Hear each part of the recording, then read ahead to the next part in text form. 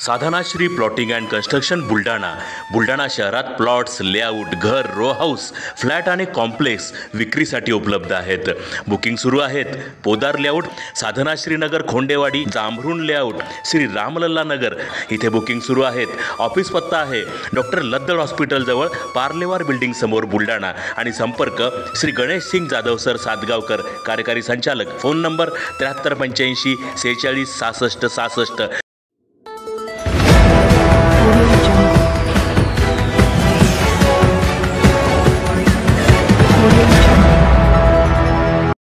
मराठी भाषा संवर्धन पंधरवडा निमित्त पुस्तक प्रदर्शनीचे उद्घाटन.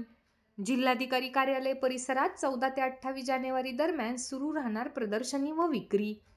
मराठी भाषा पंधरवड्यानिमित्त मराठी भाषा संवर्धन करण्याच्या दृष्टीने जिल्हाधिकारी कार्यालय बुलढाणा आणि जिल्हा ग्रंथालय कार्यालयाच्या संयुक्त विद्यमाने आज जिल्हाधिकारी कार्यालय परिसरामध्ये पुस्तक प्रदर्शन व विक्रीचे उद्घाटन अप्पर जिल्हाधिकारी सदाशिव शेलार यांच्या हस्ते झाले.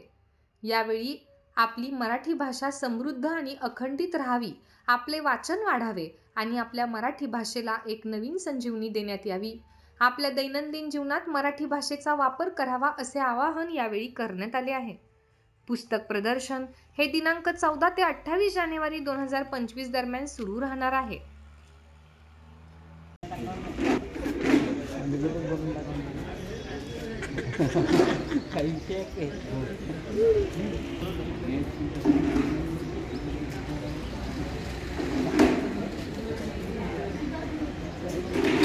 माननीय जिल्हाधिकारी महोदय यांच्या संकल्पनेतून मराठी भाषा संवर्धन पंधरवडा अंतर्गत आपल्या जिल्हाधिकारी कार्यालय येथे आपण पुस्तक विक्री आणि प्रदर्शनाचा उपक्रम राबवत आहेत.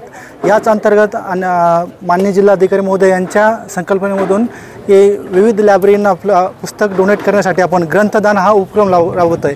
आपण सर्व नागरिकांना, सर्व शासकीय कर्मचारी, अधिकारी यांना आवाहन केलेलं आहे की कमीत कमी एक पुस्तक विकत घेऊन ह्या ग्रंथदान उपक्रमामध्ये सहभागी व्हावं, जेणेकरून आपली जी मराठी वाचन संस्कृती आहे ती जास्तीत जास्त वाढावं. जे शासनाचे जे धोरण आहे की सर्व ठिकाणी मराठीचा वापर व्हावा, मराठी भाषा संवर्धन व्हावं, याला एक वाढीस लागावं म्हणून हा उपक्रम आपण जिल्हाधिकारी कार्यालयातर्फे राबवत आहोत.